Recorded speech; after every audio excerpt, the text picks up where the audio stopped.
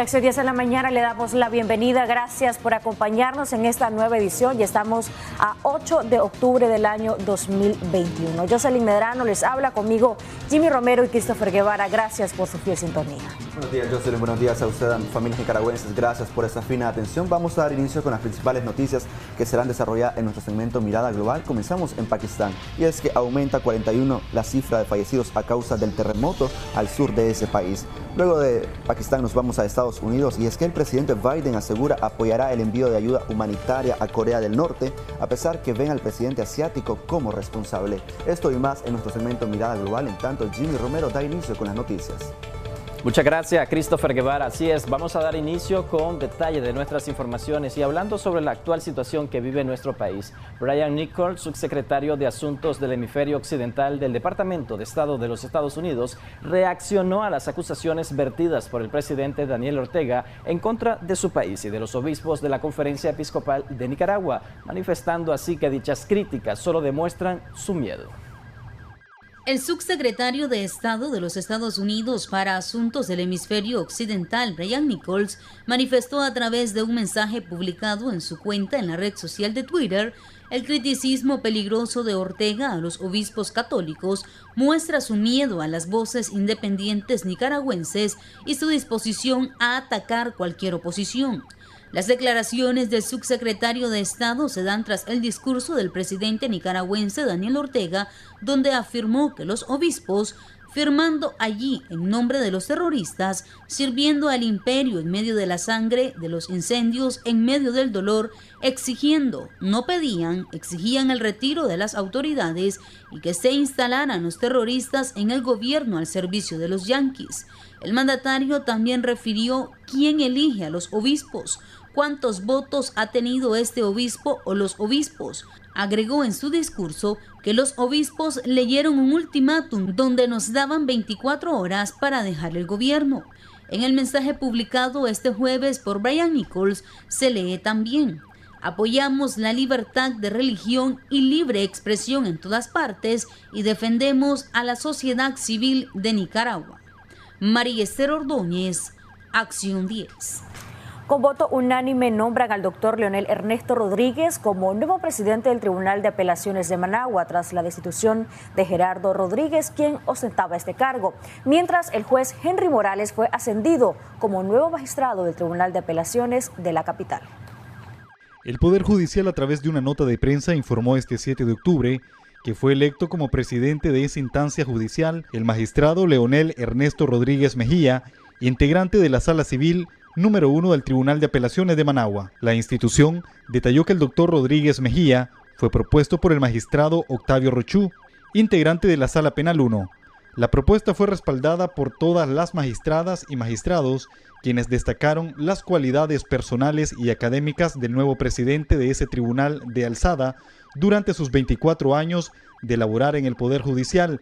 Reza el comunicado. Rodríguez asume ese cargo tras la destitución de Gerardo Rodríguez, que según fuentes extraoficiales habría sido removido por dar trámite de amparo interpuesto por el Partido Ciudadanos por la Libertad, que buscaba recuperar su personería jurídica.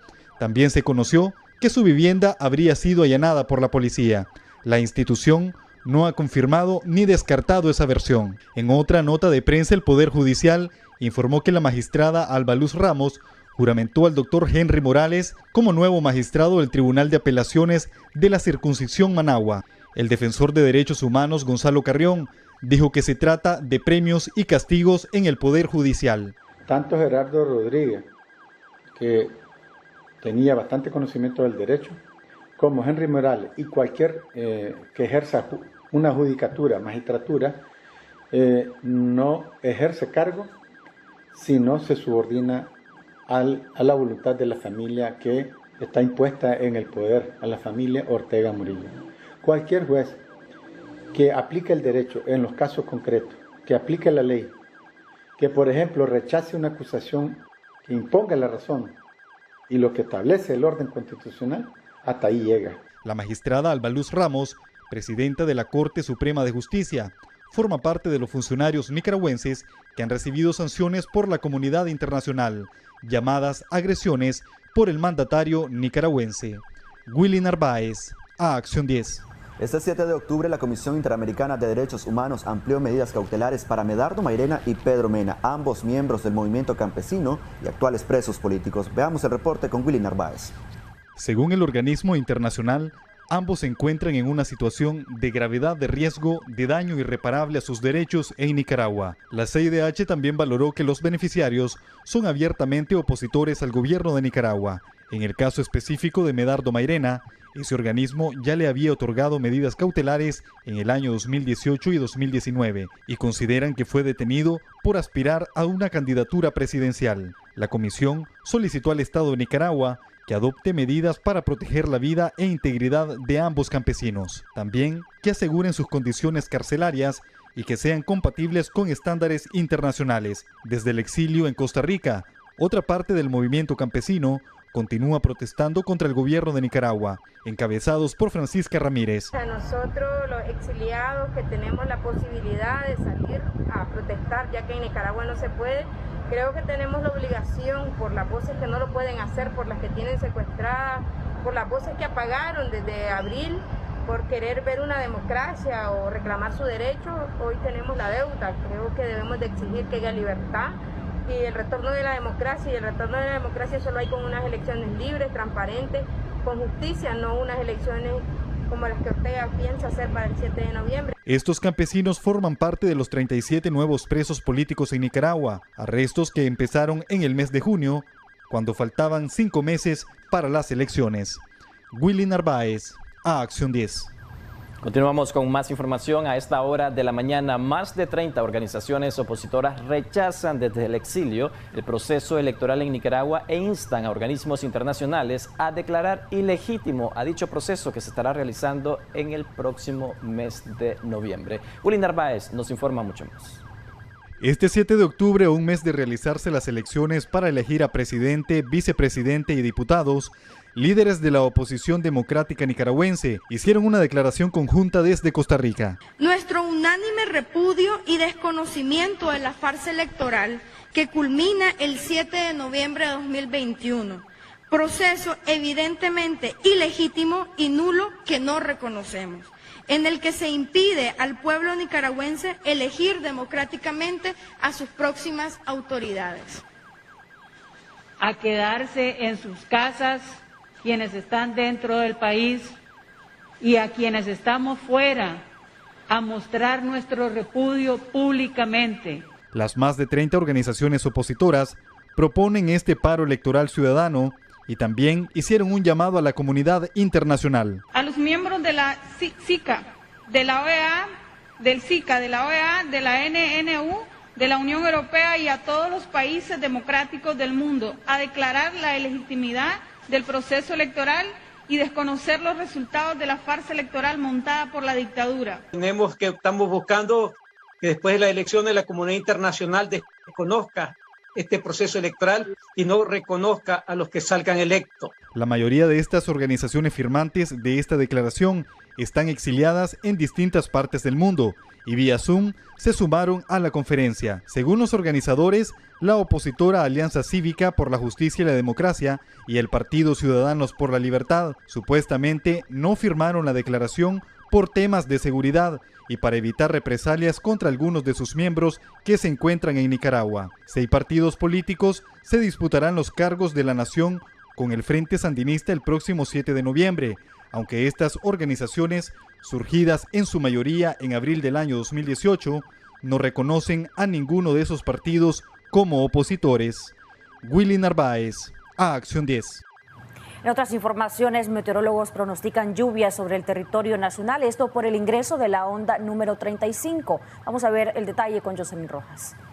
La onda tropical número 35 ingresó al territorio nacional en su fase final. Dicho fenómeno provocará lluvias, advierten especialistas del Observatorio de Fenómenos Naturales, OFENA. Condiciones de lluvia para este día, a partir de hoy en horas de la tarde, comenzaríamos a tener influencias de la zona del Caribe, ingresando algunas condiciones de lluvia que podrán estar entrando antes del mediodía por la zona del Caribe y con mayor intensidad por la zona de Punta Gorda. Mientras tanto, entre el mediodía estará llegando a la zona del centro de Nicaragua en horas de la tarde y saliendo en parte de ella hacia la zona del Pacífico ya en horas del atardecer hacia en horas de la noche. Las precipitaciones se esperan con descargas eléctricas, por lo que hacen el llamado a tomar medidas de precaución, mientras que los vientos se van a percibir con ráfagas de 64 kilómetros por hora. Las máximas velocidades de viento estarán siempre oscilando desde la zona de Managua hacia la zona de Rivas, como también de Ocotal hacia la zona de Huigalpa, con velocidades promedio de 55 a 65 kilómetros por hora, ráfagas ocasionales, mientras que en el resto del territorio mantendremos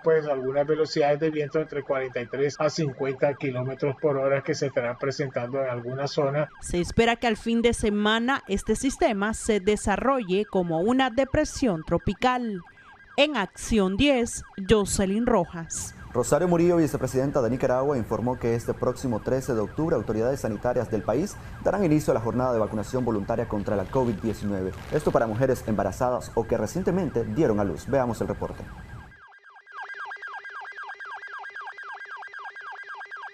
En su locución del mediodía, la vicepresidenta Rosario Murillo brindó fuertes señalamientos en contra de la Iglesia Católica, calificándolos como pastores disfrazados protagonistas del odio. Que es una desgracia terrible no saber amar, que es una desgracia terrible vivir disfrazados.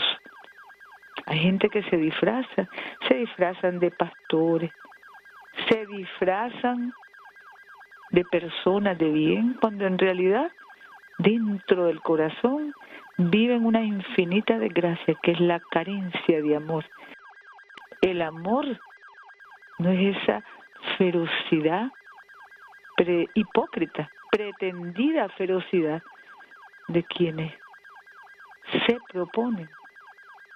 Claro que no pueden, porque ni pudieron ni podrán seguir envenenando corazones en esta patria bendita y seguir siendo protagonistas del odio infernal. Murillo, en referencia a las acusaciones en contra de la Iglesia Católica sobre abusos sexuales a menores de edad ocurridos en Francia en el año de 1950, criticó a los jerarcas que no tienen derecho a levantar la voz por tener techo de vidrio, además de acusarlos de pretender la destrucción del país, bendiciendo el terrorismo criminal en referencia al estallido social en abril del año 2018. Yo digo, si uno tiene semejante techo de vidrio, debería saber lo que dice, porque debería estar consciente de cómo se expone cada uno de esos personajes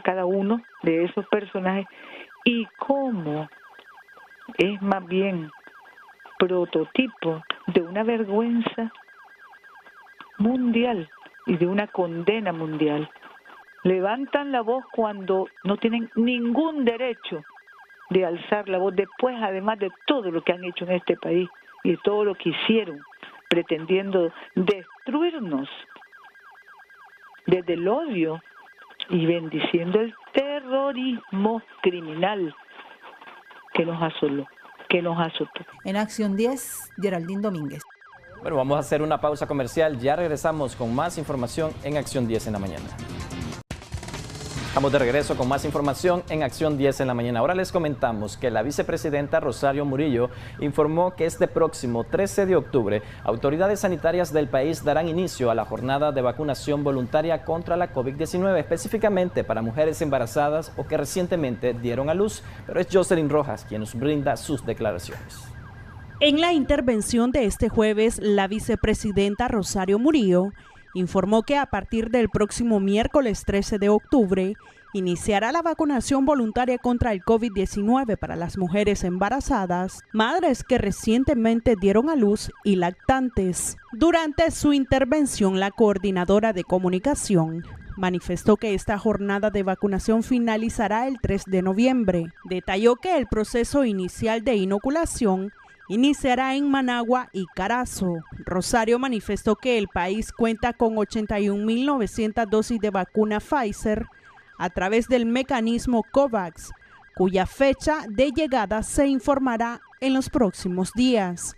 Asimismo, comunicó que la vacunación voluntaria de la COVID-19 prosigue desarrollándose en el país de forma ininterrumpida. En este sentido, comunicó que este viernes 8 de octubre y sábado 9 se realizará en Managua y Chinandega. Respecto a los sitios de la vacunación con la Pfizer a las mujeres embarazadas, inicia el miércoles 13 de octubre en Managua y Carazo, el jueves 14 Managua y Granada, viernes 15 Managua y Masaya, sábado 16 Managua y Rivas. Para la siguiente semana, que corresponde al lunes 18 de octubre, será en los departamentos de Managua y Chontales, martes 19 Managua y Boaco, miércoles 20 Managua y Río San Juan, jueves 21 Managua y Celaya Central, viernes 22 Managua y Caribe Sur Región Autónoma, sábado 23 Managua y Las Minas.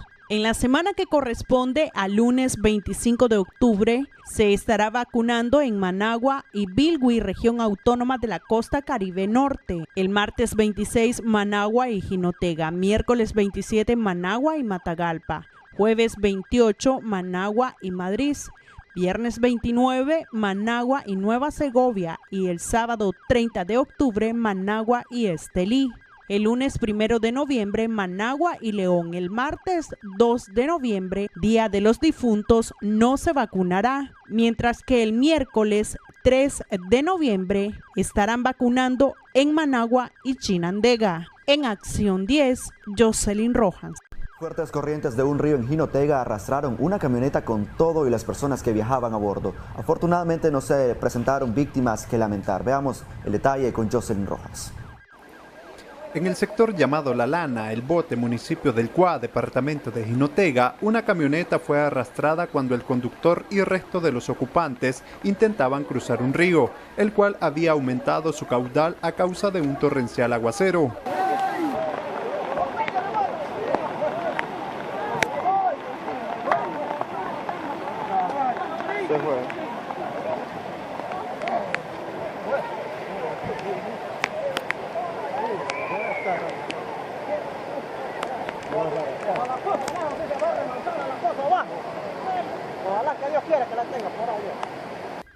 Quienes viajaban en el vehículo en medio de la desesperación lograron salir a tiempo antes de morir ahogados. Algunos pobladores trataron de evitar de que la camioneta fuera arrastrada por las fuertes corrientes, pero los esfuerzos fueron en vano.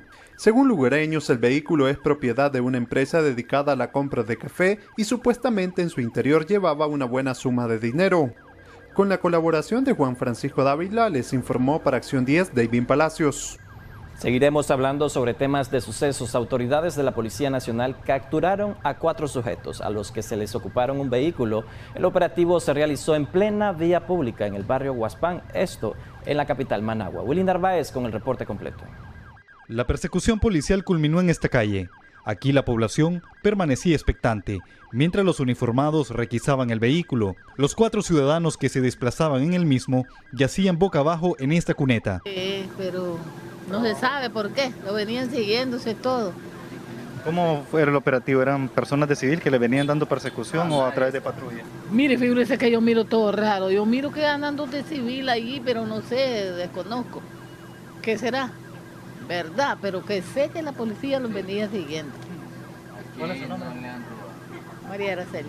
Al igual que esta pobladora del barrio Huaspán Norte del distrito 6 de la capital, otros habitantes de este sector tampoco estaban claros del por qué se dio la detención de estos ciudadanos. Entre las distintas especialidades de la policía que realizaron el operativo, también formaba parte la técnica canina utilizada en la búsqueda de evidencias en el automóvil. Aunque a simple vista no se observó ocupaciones de armas o droga, pero peritos fijaron la escena como parte de su trabajo. Por ahora se desconoce el trasfondo del operativo. Los 4 ciudadanos fueron remitidos a una delegación policial, donde se conocerá si en las próximas horas son vinculados a algún delito o puestos en libertad. Willy Narváez, a Acción 10. Estamos de regreso con más información en Acción 10 en la mañana. El Banco Mundial eleva su proyección de crecimiento económico para Nicaragua. Sin embargo, la cifra queda aún por debajo de las proyecciones efectuadas por las autoridades de gobierno. Es decir, ellos proyectan un crecimiento de 7% al finalizar este 2021. El Banco Mundial, a más de 2 meses de finalizar el año 2021, volvió a actualizar su proyección económica para Nicaragua. El pronóstico apunta a un crecimiento de 5.5%, superior al 0.9% de principio de año. Yo soy del criterio de que un crecimiento económico aceptable y decente, saliendo de 3 años de recesión, puede andar entre 2% y 2.5%, como lo prevé la Comisión Económica para América Latina y el Caribe, CEPAL. De 5.5% para Nicaragua, al parecer está lleno de mucho optimismo, principalmente viniendo de los economistas líderes del Banco Mundial. Sin embargo, el Banco Central de nuestro país es más optimista al proyectar 7% de crecimiento en un año donde el pico de la pandemia del coronavirus afecta a distintos sectores. Otro escenario son las elecciones generales de noviembre próximo. Ni en los mejores años antes de la crisis, es decir, casi una década, se pudo alcanzar un 7%. Ahora bien, ¿cuáles son los factores que estarían determinando ese 7% o ese 6 y 7% para el caso de Nicaragua? A mí no me queda claro porque el flujo de inversión extranjera directa sigue contraído. Lo que es la dinámica de la economía terciaria en Nicaragua se está recuperando de una manera lenta. Con estas cifras, el Banco Mundial ubica a la nación como la tercera de mayor recuperación este año en Centroamérica, siendo superado por Panamá con 0.9% en actividad económica. Jimmy Romero, Acción 10. A través de una nota de prensa, cámaras empresariales de Centroamérica expusieron la situación del sector exportador a falta de contenedores y aumento en los precios de los servicios marítimos. Jimmy Romero nos cuenta mucho más. La Federación de Cámaras de Exportadores de Centroamérica externó a través de un comunicado de prensa que el sector enfrenta una grave crisis de contenedores y altos costos de fletes que perjudican el comercio internacional. Mencionan que los incrementos de precios del transporte ya están repercutiendo en la competitividad de bienes de bajo y alto valor. Enfatizan que los largos tiempos de espera que deben realizar algunas empresas para sus exportaciones e importaciones ha causado desabastecimiento de algunas materias primas, así como entregas tardías. Reconocen que la caída de la actual crisis se debe a la escasez de contenedores a nivel global, misma situación que ha representado incremento de precios en las tarifas de los fletes de transporte marítimo. Actualmente los precios de los fletes oscilan entre los $8,000 a $10,000. Sin embargo, en septiembre del año pasado, su valor apenas era de $1,200. FECAEXCA urgió a los gobiernos de la región a acudir a la Organización Mundial de Comercio y a entes internacionales, así como presionar el servicio de transporte marítimo para que retorne a su costo anterior. Jimmy Romero, Acción 10. El dirigente del sector selectivo en Managua, Vidal Almendares, respondió a las fuertes críticas emitidas sobre el mal servicio de taxis en la capital. Jimmy Romero conversó con él y aquí sus declaraciones. Vidal Almendares, presidente de Fenicotaxi, se defendió en el segmento Debates y Soluciones de Acción 10 en la mañana sobre las fuertes críticas del mal servicio que ofrece el sector selectivo en la capital. Asimismo, explicó las razones del silencio que mantienen ante las alzas de los combustibles y otras problemáticas. Es decir, nosotros no hacemos demandas políticas, nosotros hacemos demandas empresariales, porque nosotros estamos planteando la problemática que hay.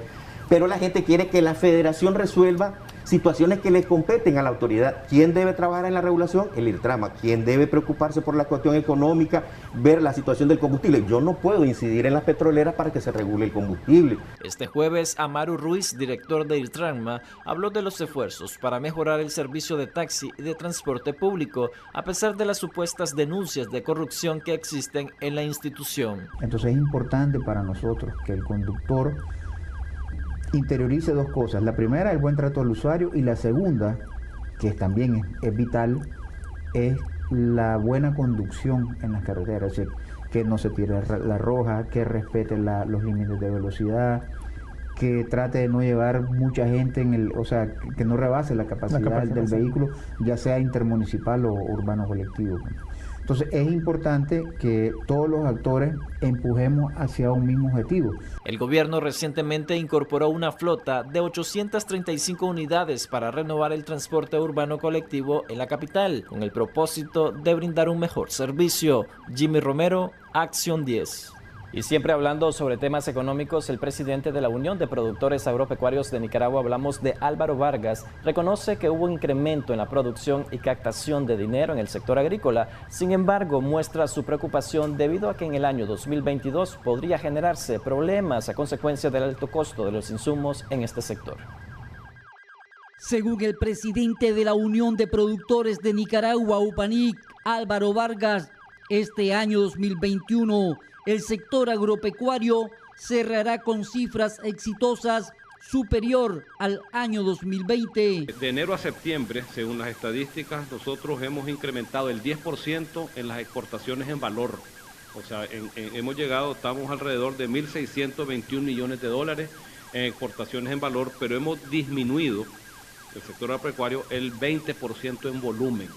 O sea, estamos exportando menos, y lo que nos ha salvado es el precio internacional de los productos de exportación. ¿Se equilibra? Se equilibra de alguna manera para este año, ¿verdad? Para este año vamos a salir bien. La ganadería sí se va a tener un año sumamente positivo. Vamos a incrementar, a septiembre llevamos exportados 725 millones de dólares,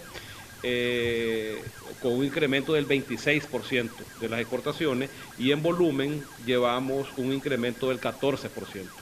Pero el año 2022 podría ser sombrío por el alto costo de insumos e impuestos en el sector. El sector agropecuario, del total de las exportaciones, nosotros representamos el 60%. Esto es para crear la importancia que tiene este sector para la economía nacional, para el empleo, para la seguridad alimentaria. Pero sí, producto del incremento, y ustedes lo han puesto en la noticia, del transporte marítimo, de la falta de contenedores, los precios internacionales de los insumos, de los fertilizantes, han venido en incremento. ¿Un ejemplo? Por ejemplo, vos tenés, en el caso de la urea, que es uno de los principales productos que nosotros utilizamos para la agricultura, han tenido un incremento del 40%. Un 40%. En el caso de los abonos completos, los fósforos, potasio, calcio, han tenido un incremento del 25% en sus costos. Es urgente que más de 300.000 cortadores de café sean vacunados. Estas 5 organizaciones estamos iniciando, y ayer lanzamos esa campaña para ir educando y capacitando a los productores, a los dueños de fincas, a los cortadores que participan en esta labor agrícola. Y también se está previendo mandarle una carta al Ministerio de Salud, casualmente, porque en esta actividad agrícola participan más de 300.000 personas que viven en campamentos, comen juntas, duermen ahí más o menos juntos. Entonces es sumamente peligroso algún brote de contagio. Es justo, según Vargas, que el gobierno revise las reformas tributarias. Y el sector agropecuario, donde está compuesto en su inmensa mayoría de pequeños y medianos productores, no ha dejado de producir a pesar de huracanes, de pandemia, de todo esto. Entonces yo creo que estos pequeños y medianos productores pues, se merecen que al menos revisen esa reforma fiscal para poder dar un alivio a estos pequeños productores, donde yo dije en un medio de comunicación por escrito aquí en Nicaragua cuando en el 2019 que la reforma fiscal, y así fue, incrementó hasta la botadiule que ocupa el que utiliza el productor, el machete que ocupa el pequeño productor, el campesino, el que trabaja la tierra. A la petición de revisión a las reformas tributarias se suma el descontrol en el alto costo del combustible. Con cámara de Erasmo Hernández, José Abraham Sánchez, Acción 10. A partir de esta semana, algunos establecimientos de tortillas aumentaron su precio por las constantes alzas en el gas licuado y el alto valor del quintal de maíz. Jimmy Romero nos amplía. Nos encontramos desde el Mercado Oriental y en esta zona donde me encuentro, estas vendedoras de tortillas dicen que ya aumentaron el precio de este producto. Por ejemplo, las tortillas que se estaban vendiendo a 2 córdobas, hoy le aumentaron 50 centavos debido al incremento de precios constantes que ha venido presentando el gas licuado de 25 libras. Como ustedes pueden observar, ellas dicen que utilizan al menos en la semana 3 tanques de 25 libras, lo que se les dificulta, por supuesto, asumir estos costos en años principalmente donde se encuentra la economía un poco fracturada. Pero vamos a escuchar parte de sus declaraciones. Porque tenemos la esperanza que va a bajar todo. Por lo menos las tortillas grandes sí les hemos subido 5 reales, lo que le hemos subido nada más. Porque lleva más masa, sí. ¿Y qué cuesta ahora? Y la tortilla que valía 2 córdobas, 2.50. Bueno, acá también en este populoso centro de compra nos dimos a la tarea de entrevistar a esa gente que viene al mercado a comprar diferentes productos que integran la canasta básica. Le consultamos que si ellos ya están asumiendo el costo de 437.50 centavos córdobas que cuesta el gas licuado de 25 libras. Algunos nos estaban comentando que incluso han dejado de usar ese producto para trasladarse a leña o carbón, porque dice que no pueden solventar en el hogar este nuevo incremento de precios. Así incluso en la costa caribe se está vendiendo ya a 510 córdobas. Vamos a escuchar sus impresiones. Donde se me termina el que tengo, hijo, cocinaré con leña, porque con 200 córdobas de leña cocino un mes y no voy a estar dando 500 por un tanque de gas. Desgraciadamente, el dinero no alcanza para ir a comprar un tanque de gas cada mes que se termine un tanque. Lo compré a 400 la última vez. ¿Ese precio lo considera justo para los hogares? Muy caro, muy caro. Bueno, y fuera de cámaras, otras personas nos estaban comentando de que no solo el alza del gas licuado les está afectando, productos que integran la canasta básica. En el caso del sector selectivo se nos acercó un señor y nos dijo de que los combustibles prácticamente le están mermando sus ganancias y eso se traslada en el hogar debido a que ya está otorgando menos dinero para la compra de los productos de suma necesidad en su hogar. Desde el Mercado Oriental me despido de ustedes con cámara de Ronald Reyes. Se les informó para Acción 10, Jimmy Romero. Vamos a continuar con más y es que avanza con éxito la construcción de un consorcio de gas natural en Puerto Sandino, proyecto que representa la inversión de un total de 750 millones de dólares. Veamos el reporte con José Abraham Sánchez. Como viento en popa avanza el ambicioso proyecto de gas licuado en Puerto Sandino, que tendrá el costo de más de 750 millones de dólares, aunque a muchos de manera política les cueste creer, es producto a capital privado norteamericano y el gobierno central. De 7 turbinas a instalar, ya 5 están listas. Me decían los especialistas, si en este momento usted lleva un tanque de gas, las puede encender y ponerlas a funcionar. Y si en este momento las pudiera conectar a su sistema, usted ya podría estar generando energía con estas turbinas. De las 7 que se van a instalar, ya las dejaron listas para ponerlas en marcha. Están instalando los tanques donde va a estar almacenado el gas licuado, la regasificadora, los tanques de almacenamiento de diésel también para respaldo. Se proyecta vender gas licuado y energía eléctrica a Centroamérica. Ya vinieron los transformadores de potencia, equipos que dilatan un año para poder ser fabricados, que son los que donde pasa la energía que salen de las turbinas para después llevarla al sistema interconectado nacional. Parte del proyecto es dragar el río Tamarindo. Trajeron la draga de México, trajeron los especialistas también de México y empezaron a dragar, hicieron valoraciones, ¿verdad? Ya llevan miles de metros cúbicos los que han ido dragando, pero hace un mes consideraron que era necesario traer otra draga para cumplirle a nuestro pueblo en este gran proyecto de nación. Entonces mandaron a traer otra draga y ya la tienen trabajando y esto está permitiendo que en pocos días van a terminar de dragar el río Tamarindo, paralelo a las obras que se están haciendo en Puerto Sandino. La empresa norteamericana que invierte sus recursos se llama New Fortress Energy y la obra finalizada aportará a la red eléctrica del país 350 megawatts. Con cámara de Erasmo Hernández, José Abraham Sánchez, Acción 10. Vamos a cambiar totalmente de tema. Jocelyn Rojas nos presenta a continuación la historia de un hombre que materializó su sueño de niño, y es que a sus 27 años ya lo hizo realidad, y se trata precisamente de la construcción de un vehículo. Veamos esta interesante historia desde el departamento de Jinotega.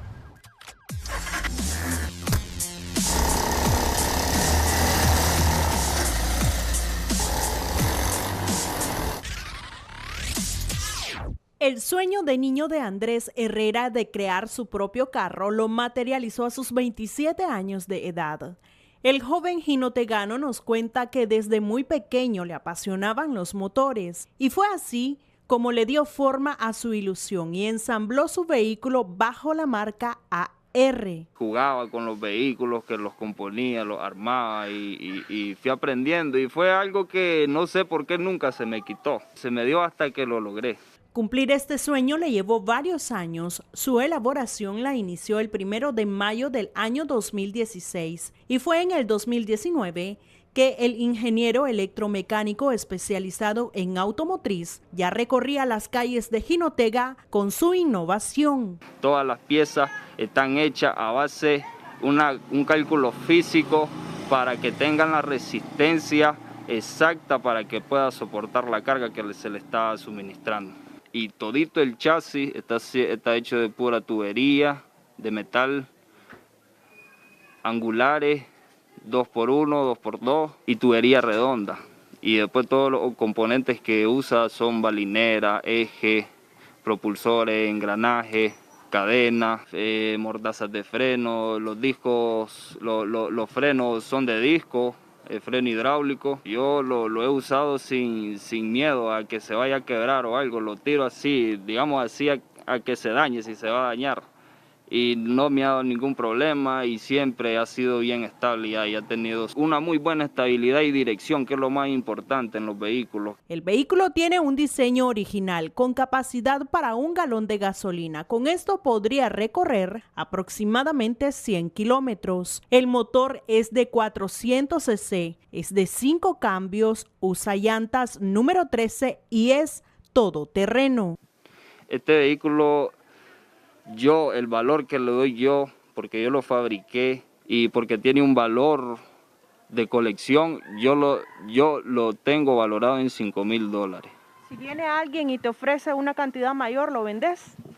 Probablemente puede ser que lo venda. Remontándonos un poco a la historia del país, se dice que el primer vehículo construido en Nicaragua fue en el año 1974. Por la empresa Indevesa, que se hizo cargo del ensamblaje y fabricación del famoso pinolero. En las épocas de los 70, pues aproximadamente,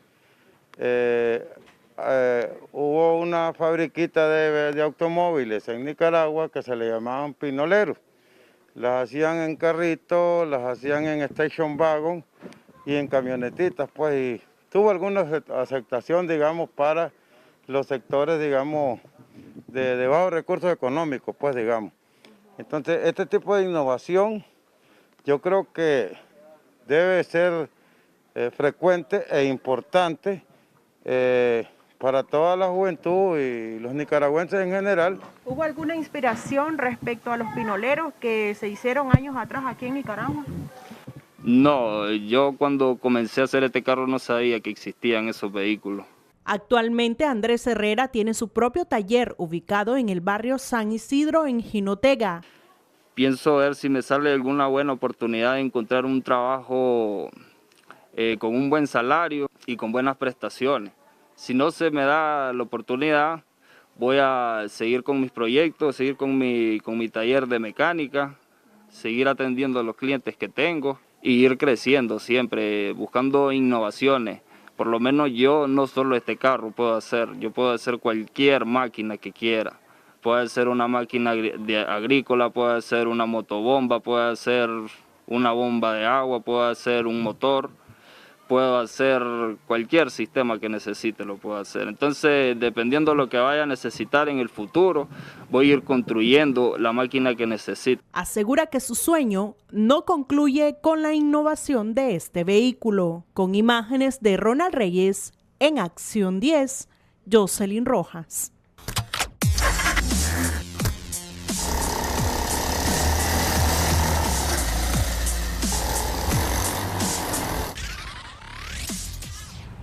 Muchísimas felicidades para este creativo ingeniero jinotegano. Que Dios lo bendiga. Vamos a continuar con más información y es que avanza programa de mejoramiento vial en la capital, en barrios como San Luis, en Nejapa y La Esperanza del Distrito 3 de la capital. Veamos detalles con Geraldine Domínguez. Proyecto de mejoramiento vial en la comarca de Nejapa del barrio San Luis se lleva a cabo con la pavimentación de 7 cuadras que están en tierra y adicionalmente otras 2 para conectar al sector más poblado de ese sector, donde se invertirán 5 millones de córdobas. Y particularmente este es un barrio donde estamos haciendo un programa de calles para el pueblo este año.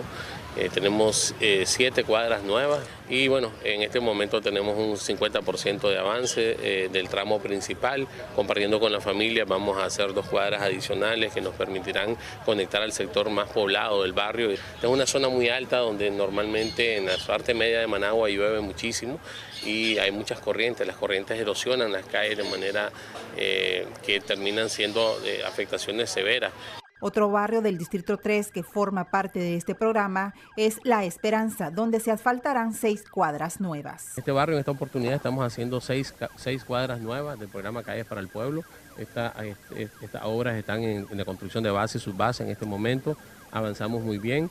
Estas 6 cuadras tienen un costo que sobrepasa los 2.6 millones de córdobas, pero igualmente en los últimos años llevamos 5 proyectos en el barrio, una inversión que sobrepasa los 8 millones y medio.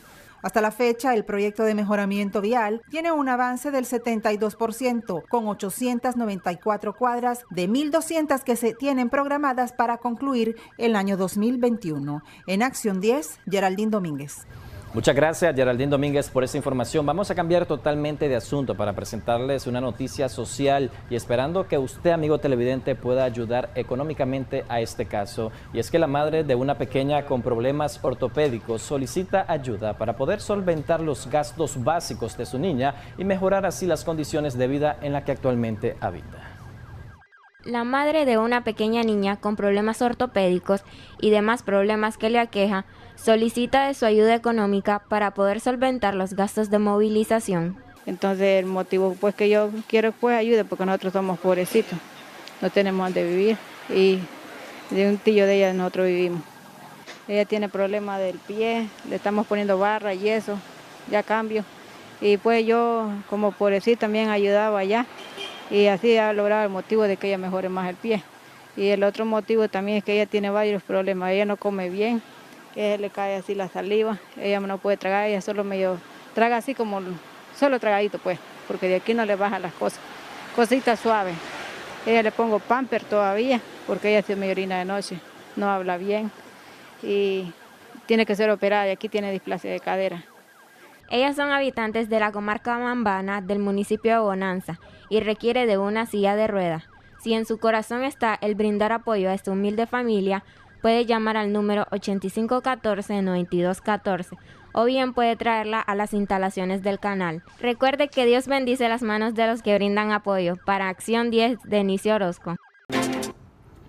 Continuamos con más de Acción 10 en la mañana y estamos en nuestro segmento Debates y Soluciones. Y es que desde que inició la pandemia de COVID-19 en 2020 y a raíz también de los fallecimientos que se han presentado en los últimos meses, ha existido diferentes vacíos entre los familiares de los cuales han perdido a sus seres queridos. ¿Qué pasa con las pensiones? Si ellos no cotizaron lo suficiente y falleció ese familiar, ¿cuáles serían los beneficios que ellos obtendrían de parte de la Seguridad Social? Y es que precisamente vamos a estar hablando en nuestro segmento sobre los subsidios por COVID-19. Jocelyn, ya nos acompaña nuestro invitado. Así es, subsidios por COVID-19 y algunos otros temas relacionados, como lo que vos ya manifestabas. Se ha dado la situación de que fallece una persona laboralmente activa. ¿A quién le corresponde recibir esa indemnización por años de servicio? ¿Se le debe de dar o no a algún familiar?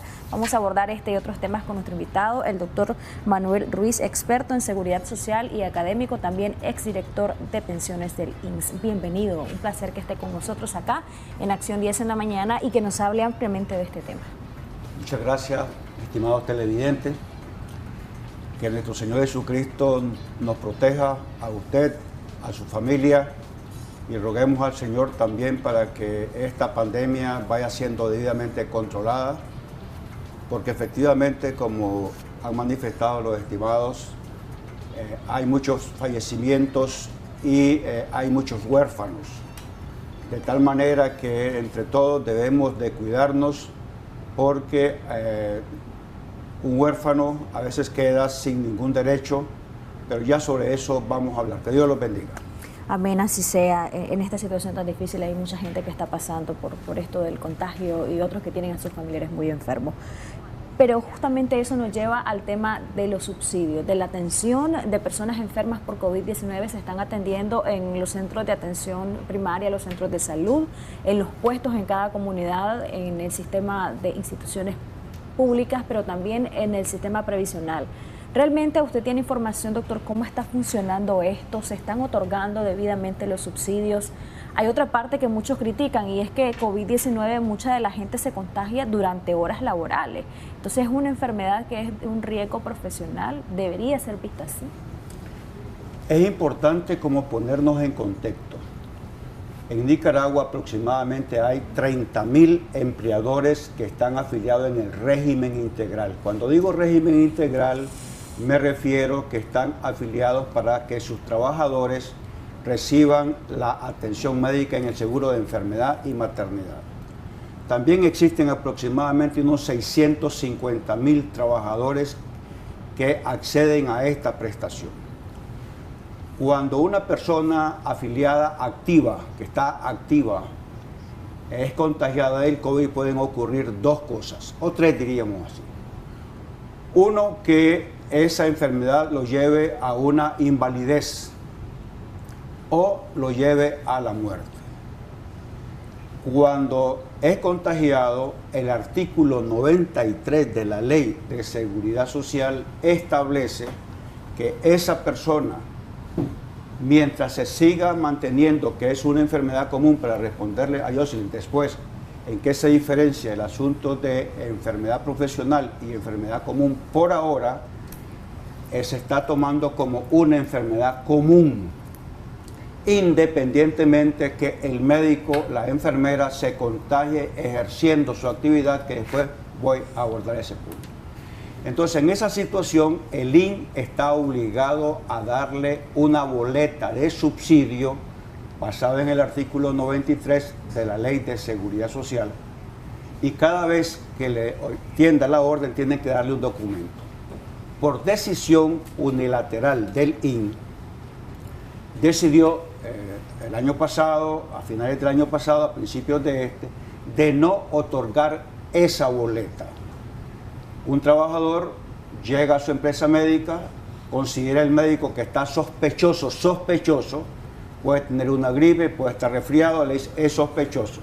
Y a nivel mundial, los seguros sociales están determinando que cuando el trabajador tiene una gripe, se considera que debe ser tratado como un COVID hasta que no se demuestre lo contrario.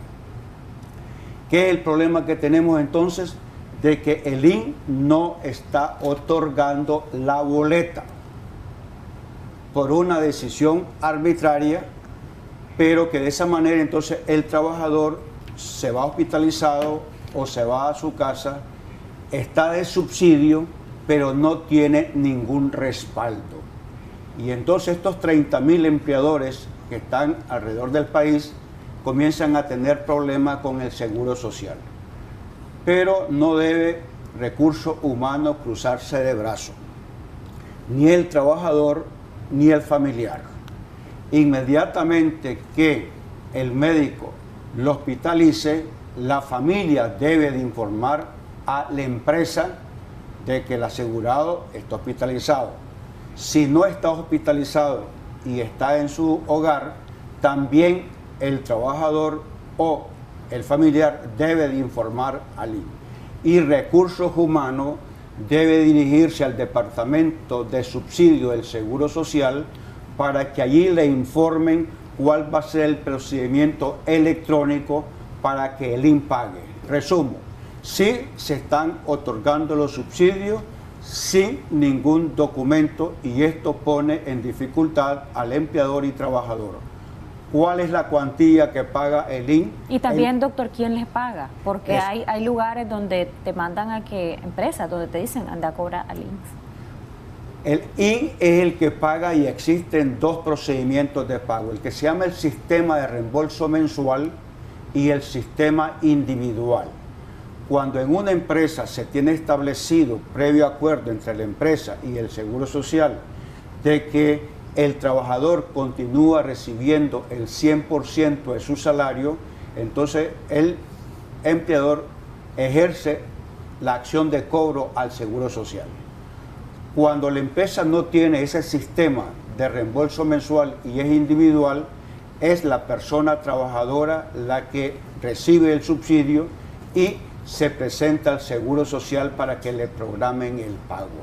De manera que quien paga el subsidio es el IN y debe de ser a partir del primer día, y en esta circunstancia del COVID no existen los 3 días de carencia que se le quitaban al trabajador o se lo pueden quitar. Eso sería una ilegalidad, porque el COVID automáticamente genera una hospitalización o una cuarentena, y esto hace entonces que el artículo 93 se aplique diciéndole es a partir del primer día que el IN va a otorgar ese subsidio. ¿Debería de ser considerado COVID-19 una enfermedad no común, sino de riesgo laboral? Debería de ser las dos.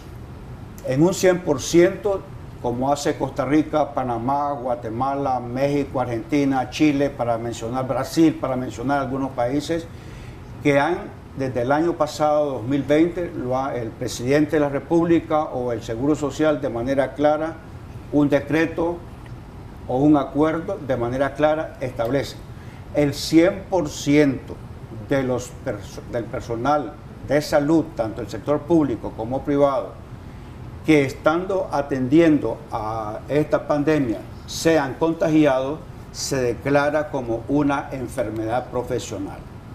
Todos los cajeros de un banco, los periodistas que andan de un lado a otro buscando la información, y si en ese ejercicio se contagian, es una enfermedad profesional. Y será enfermedad común para todas aquellas personas trabajadoras que se encuentran desempleadas, las que no están afiliadas al Seguro Social, se debe de considerar como una enfermedad común y no como una enfermedad profesional. ¿Debería en este sentido entonces segmentarse quienes estarían en el grupo de riesgo profesional y de riesgo común? En el caso de los enfermeros sabemos que siempre viven en la línea de riesgo, y el personal que vive que trabaja a lo interno de un centro hospitalario también.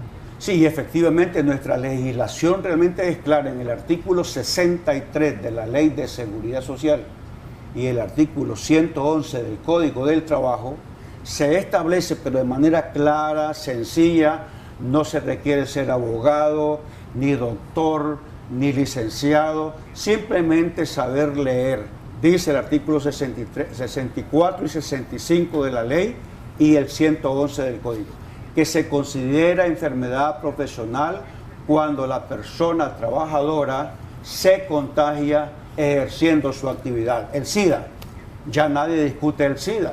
Un médico, una enfermera que se contagia con el SIDA se considera como una enfermedad profesional, así preceptuado en los artículos 64 y 65 de la ley y el 111 del Código del Trabajo. No sería necesario ni un acuerdo ni un decreto, pero como está esa incertidumbre, pues haga lo que hizo Panamá o México, Costa Rica, de que el presidente de la República emitió un decreto y el Seguro Social un acuerdo, y con esto se aclara, porque es muy importante, estimado, velar por el huérfano. Porque si un médico se contagia o una enfermera se contagia, o la que está haciendo la comida o la que está limpiando el hospital, la clínica, se contagia y no tiene las 150 semanas y queda con una invalidez o una discapacidad, el IN no le otorga nada y queda con una situación compleja. Y si fallece, la viuda indudablemente quedará en el abandono porque no tiene la semana cotizada, y sobre eso podríamos hablar un poquito más adelante, ¿verdad?, sobre unas famosas 250 semanas que vale la pena explicar. Hay una llamada antes, doctor. Buenos días, le escuchamos. Gracias por esperarnos. ¿Cuál es su consulta o aporte al tema? Aló. Buenos días, le escuchamos. Parece que perdimos la comunicación. Recuerde que también puede comentar nuestra publicación. Estamos en vivo en nuestra página, Canal 10 Nicaragua, así nos encuentra en Facebook y hay bastantes comentarios. Así es, doctor. Tenemos un comentario de Edgardo Ramón Obando, quien nos está viendo a través de nuestra transmisión en Facebook, Canal 10 Nicaragua. Nos dice: buen día, mi pregunta es, mi suegra murió de COVID-19 y el seguro solo le dio la caja, nada más. ¿Será eso? ¿Es correcto? Bueno, no dice si era laboralmente activa, imagino que sí. Tenemos una llamada telefónica. Aló, buenos días, le escuchamos. Sí, buenos días, quiero hacer una consulta de cuarto de línea. Sí, adelante, por favor, bájele el volumen a su televisor, nos escucha a través del teléfono y nos habla un poquito más fuerte para escucharle mejor. Bueno, el detalle está que coticé 1.520 semanas. Al jubilarme, solo me dan el 40% de la pensión. ¿Por qué? Y así se debe. Muchas gracias por su consulta, ya le vamos a responder. Vamos a responder y luego recibimos más llamadas y leemos más comentarios. El comentario en Facebook, doctor, sobre el fallecimiento de la señora y que solo le dieron una caja. Si la suegra falleció y recibía una pensión de vejez, se le concede el servicio que es un ataúd, y si no recibe el ataúd, recibe la caja para que le entierren.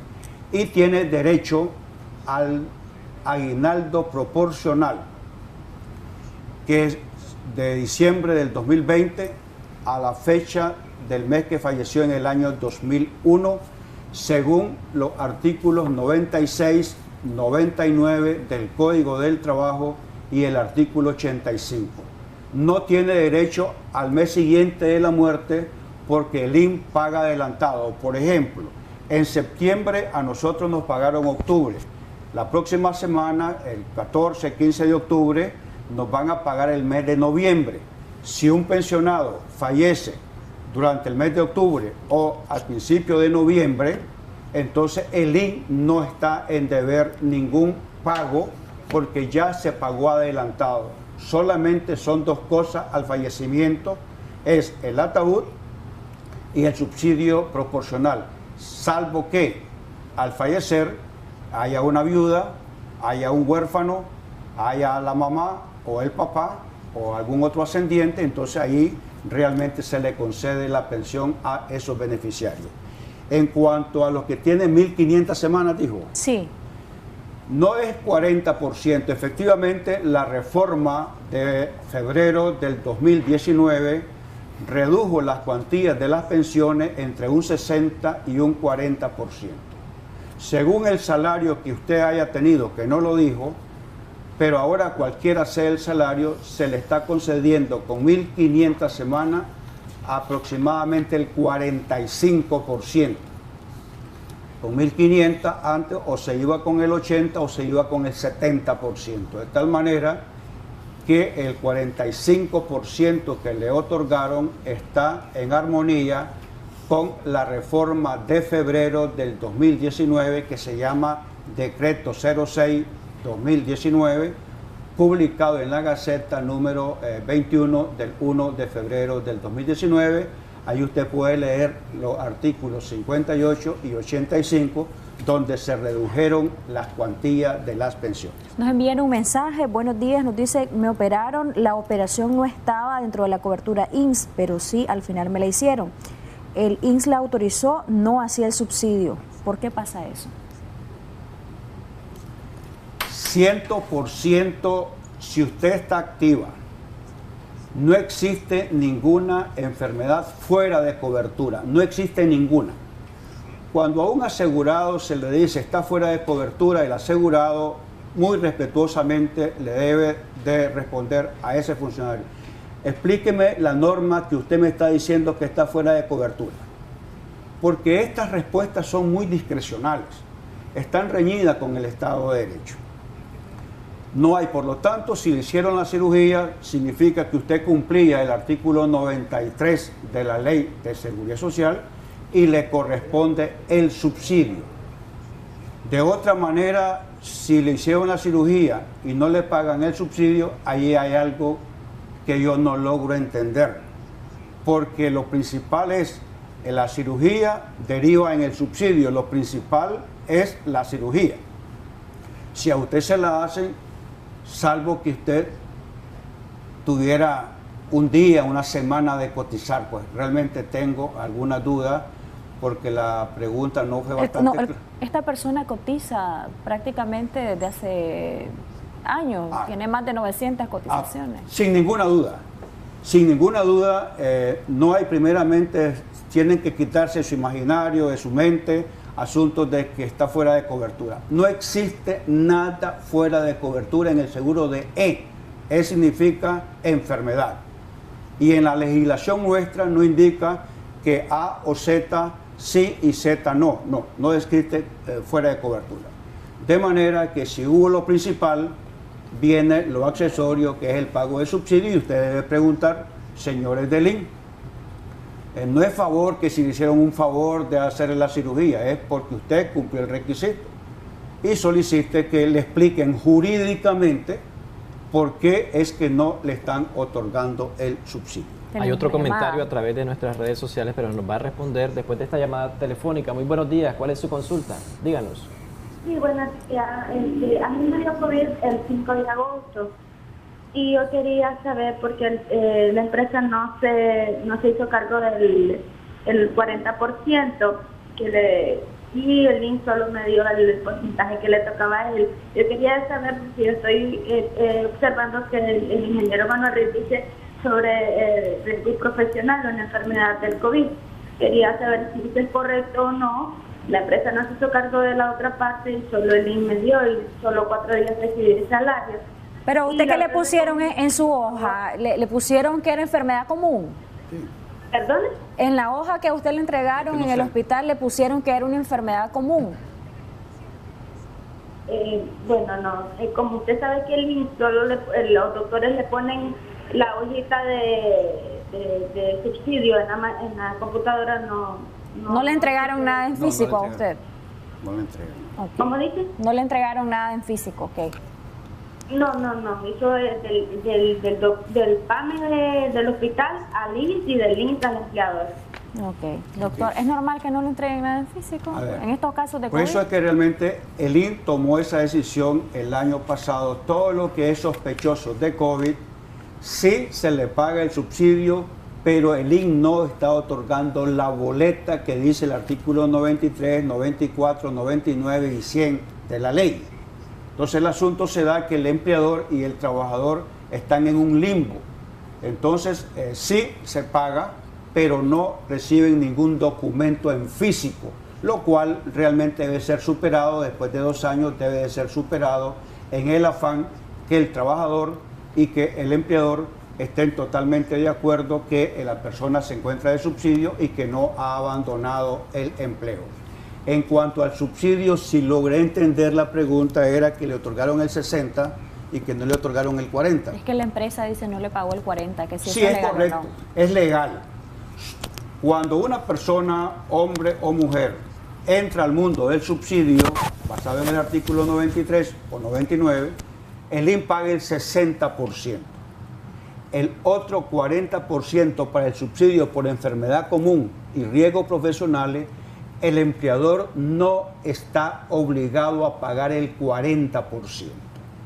Existe una sentencia 242 que está muy malísima y que la Corte debe corregir. Entonces, el empleador no está obligado a pagar el otro 40% y solo lo paga en 2 posibilidades. Uno, que haya un convenio colectivo y en ese convenio colectivo se indique que cuando la persona se encuentre de subsidio, el INS paga el 60 y el empleador paga el 40. Es ley para las partes. O que el empleador tenga una política propia en la que establezca que cuando una persona a su servicio opta al subsidio, entonces le va a conceder el 40%, pero lo hace con carácter, digamos, personal, no que tenga una norma jurídica que salvo el subsidio de maternidad, que sí está obligado el empleador a conceder el otro 40%. Muchas gracias, doctor, por la aclaración que nos ha brindado el día de hoy, pero vamos a recibir otra llamada telefónica. Muy buenos días. ¿Cuál es su consulta respecto al tema? Hola, buenos días. Sí, le escuchamos, díganos. Mi consulta para el panelista, yo tengo un problema en mi columna y siempre que voy a la clínica de IMSS no pasan más que recetarme ibuprofeno y alguna pastilla para el dolor. O sea, no hay un movimiento más allá de hacerme alguna radiografía, alguna especie de análisis más a profundo para ver cuál es el problema que tengo en realidad en mi columna. El problema es que el dolor que tengo es persistente. No sé si es que hay que hacer alguna gestión por algún otro lado o simplemente la clínica no está haciendo su trabajo. Gracias, buen día. Ok, muchas gracias. Hay muchas denuncias respecto a ese aspecto que él está abordando en cuanto a la atención y también a los fármacos que se le brinda en cualquier tipo de enfermedad. Bueno, esta pregunta sería más o menos de dos maneras, la legal y la médica. En la médica yo no voy a opinar porque no soy médico, pero en la legal, efectivamente, la persona tiene derecho a 4 cosas en materia de salud: a la promoción, prevención, curación y rehabilitación. Esto implica de que haya una atención médica eficiente por parte del médico, que haya realmente un servicio que responda a la patología que tiene el paciente. En el caso que el asegurado efectivamente se sienta mal atendido, pues debe dirigirse al Seguro Social, pero quiero decirle una cosa. Parte del problema de esta atención médica deficiente que dan la IPSS, instituciones proveedoras de servicios de salud ante empresas médicas previsional, es que no existe una ley, ni siquiera a nivel de decreto. Desde noviembre de 1993 hasta el día de hoy, usted trabajador, usted que me está escuchando, no tiene ninguna norma jurídica que lo respalde en materia de atención médica, porque todo se hace fundamentado en un acuerdo, un contrato entre la empresa médica y el Seguro Social, de manera de que allí hay una deficiencia jurídica que hace que el trabajador esté en la indefensión y que no hay ninguna norma que lo proteja en el caso de atención médica deficiente, una cirugía incorrecta, medicamentos no apropiados. Ahí lo único que corresponde es mandar una comunicación al Seguro Social para que ellos puedan analizar el caso y puedan dar algún tipo de respuesta. Doctor, tenemos otra llamada telefónica. Muy buenos días. ¿Cuál es su consulta respecto al tema? Díganos. Buenos días. Sí, buenos días. Al panelista, una consulta. ¿Puede un juez... No se escucha a través del televisor porque entonces tenemos retraso en la comunicación. Ok, un juez laboral dictar una sentencia de una pensión por viudez. O sea, en este caso, el juez competente sería un juez de familia. No sé si me logro explicar la consulta. Un juez laboral puede dictar una sentencia de pensión por viudez cuando debería de ser el juez de familia la única persona competente para dictar dicha sentencia. Y esto que la persona que reclama la pensión debía haber reunido todos los requisitos. Sí. Bueno, la pensión de viudez está referida en el artículo 64 del reglamento, que establece cuándo se concede vitalicia, cuándo se concede por un periodo temporal. Y eso le corresponde al Seguro Social. Hasta el día de hoy yo desconozco de que un juez pueda otorgar una pensión de viudez. No tiene jurisdicción ni tiene competencia, porque no le corresponde a un juez determinar una pensión de viudez, porque no la tiene. De tal manera de que sería un asunto que usted tendría que analizar más pero le corresponde al Seguro Social. El que fallece se llama causante fallecido. Luego están los beneficiarios, pueden ser 3, pueden ser 4. Está la viuda, está el viudo hombre, está los huérfanos y están los ascendientes y otros dependientes. Si es un asegurado cesante o activo y fallece, entonces quien determina si hay o no hay pensión es el artículo 64 o 68 o 72 del reglamento, y así el Seguro Social concede esa pensión, pero no es un juez quien va a determinar si hay o no hay pensión de viudez. Vamos a recibir la última llamada en este bloque para poder leer comentarios de nuestros amigos en redes sociales. Muchas gracias por todos esos comentarios. Buenos días, le escuchamos. ¿Cuál es su consulta o su aporte? Sí, buenos días. Quería saber, las personas que pagamos facultativo no están dándole subsidio. ¿Que pagan facultativo, dijo? Sí, sí. Ok, perfecto. Cuando se refiere a subsidio, ¿se refiere específicamente a subsidios por COVID-19? No, normal. Por eso yo tuve una operación. Ajá. Yo tuve una operación y no me rechazaron el subsidio. ¿Y qué le dijeron? ¿Qué explicación le dieron? Que ya no estaba a los facultativos. No le estaban dando a los facultativos. Sí. Habría que ver qué cobertura tiene usted de facultativo, quizá nos dice. Bueno, yo pago 1.200. Ok, ya sé. Sí, muchísimas gracias, doctor. Sí, el seguro facultativo, el artículo 25 establece 3 tipos. Régimen integral, que es el que usted, por lo que escuché, está afiliado. Lamentablemente el Consejo Directivo del IN tomó una decisión en febrero de este año contraria al artículo 130, 131 y 183 de la Constitución Política, en la que ellos reformaron el artículo 34 y 36 de la Ley de Seguridad Social. Por lo tanto, eso lo debatimos precisamente en este canal, en una ocasión que me hicieron una entrevista, de manera pues de que sí legalmente usted tiene derecho al subsidio si ya tiene más de un año de estar pagando, o después que perdió el empleo, se afilió en los primeros 3 meses y usted ya tenía más de 2 años o año y medio de cotizar, sí tiene el IN la obligación de pagar. Entonces usted, si tiene más de un año, solicite ese subsidio, el IN tiene que responderle con la ley 290 y luego pasa a la segunda instancia, pero tiene que agotar las 3 vías. Recursos de revisión ante la Dirección de Prestaciones Económicas, porque es del subsidio, luego recurso de apelación ante el presidente ejecutivo del IN y luego recurso de revisión ante el Consejo Directivo, y tiene la opción de irse a la segunda instancia del Poder Judicial, pero efectivamente, legalmente, sí se tiene derecho al subsidio, dado que el Consejo Directivo ni tiene competencia ni tiene jurisdicción para reformar el Reglamento General de la Ley de Seguridad Social. Doctor, tenemos una pregunta que nos hacen a través de redes sociales, en Facebook, Canal 10 Nicaragua. Nos dice José Gutiérrez: buenos días, mi mamá falleció por COVID-19 y tenía pensión reducida. ¿A qué tenía derecho? Porque ni la caja nos quisieron dar. La pensión reducida está en el artículo 56 del reglamento, la ley 900 también.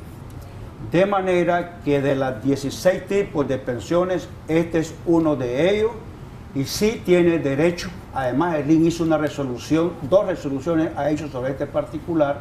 Sí tiene derecho o al servicio o al subsidio de funeral, según esas resoluciones y según los artículos 61, 62 y 63 del reglamento. De tal manera que la pensión de vejez reducida, le pagan el aguinaldo, le pagan una pensión mensual, se lo reajustan anualmente, todo derecho tiene. De tal manera pues de que es incorrecto, si no le pagaron o no le dieron el ataúd, tienen la obligación de pagar el subsidio. Si no se lo paga, el INE va a decir cuáles son las razones jurídicas. No ha habido reforma que indique que la pensión reducida no genera derecho al servicio o subsidio de funeral. En ese sentido, ¿cuál sería el siguiente procedimiento que debería de hacer esa persona para seguir reclamando esos derechos? Se va con la partida de defunción, con la factura donde alguien pagó ese servicio, se dirige a la Dirección General de Prestaciones Económicas solicitando el subsidio de funeral, basado en el artículo 63, de 61 al 63 del reglamento. Espere respuesta y luego va el proceso de la ley 290.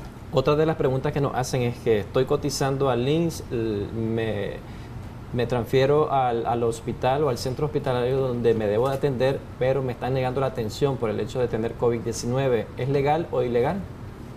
No puede ser rechazado. Ninguna IPSS puede rechazar. El afiliado está adscrito a esa institución. El empleador y el trabajador pagan una cuota, el INSS toma esa cuota y se la envía a esa empresa médica previsional. Si llega el paciente puede llegar con gripe.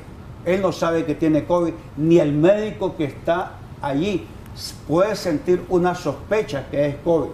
Hasta que no se le hagan los exámenes respectivos, se va a determinar. Pero no puede rechazar. De manera que esto sí que es un poquito grave. La persona adscrita va al hospital donde está. Si allí ya hay un acuerdo entre ellos y el INSS que hay que enviarlo, le corresponde a esa empresa médica tomar una ambulancia o un vehículo y llevarlo al lugar donde supuestamente lo van a atender. Pero de ninguna manera se puede rechazar a un asegurado que llegue sospechoso, simplemente ya con una gripe, que puede ser COVID o no puede ser COVID. Nos envían una pregunta. Buen día, puedes hacerle esta pregunta al abogado, al doctor. Tengo un trabajador que hace 2 meses se fue enfermo, no es COVID, él no tiene seguro, pero está enfermo de algo que ya tenía desde hace tiempo. Se le ha pagado el salario por esos 2 meses, pero ya se tuvo que poner a otra persona en su lugar porque tenía que cubrirse la plaza. Este trabajador se le tendría que dar su liquidación porque no se puede mantener el salario. Si se liquida, se le dan todas sus prestaciones sin problema. Tiene que aplicar el Código del Trabajo y pagarle las prestaciones laborales. Ahora, había que ver cuántas semanas cotizadas. Lo importante aquí es... No es asegurado. ¿No? No es asegurado. Era un trabajador pues, que estaba brindando servicios en una casa particular. Ya. No es asegurado y es una enfermedad que ya le lleva bastante tiempo. Pues entonces se pregunta al empleador que si es un despido injustificado por el tema de que está enfermo, pero realmente ya tuvo que poner a otra persona en el lugar de él. Bueno, está bien, pero usted tiene que pagarle las prestaciones laborales que dice el Código del Trabajo a todo lo que tenga derecho, independientemente que ya haya puesto a una nueva persona. Esta persona que trabajó ha generado derechos y le corresponde pues que usted le pague las prestaciones laborales establecidas en el Código del Trabajo. Otra de las preguntas que nos hacen a través de nuestras redes sociales en Facebook, Canal 10 Nicaragua, es la siguiente. En CERMESA no están brindando consultas ni programadas para exámenes de laboratorio para los pensionados. ¿Qué hacer en ese sentido? Yo no podía responderle qué hacer porque eso ya no está en la ley, no está en el reglamento. Pero tiene la facultad, en este caso, ese centro hospitalario de decir, vamos a detener la atención. Yo les decía hace un momento, desde noviembre de 1993 al presidente ejecutivo de esa época, en 93, se le ocurrió hacer esas famosas empresas médicas previsionales al margen de la ley. Es contrario al artículo 89, 90, etcétera, de la Ley de Seguridad Social. Ahora, esta CERMESA le dice que ya no da. ¿A quién tiene que recurrir? Solamente se me ocurre a la presidencia ejecutiva del INSS. Porque ¿qué hace una persona que se encuentre enferma, llega donde está adscrito y le dicen de que ya no hay? Alguien tiene que hacer eso.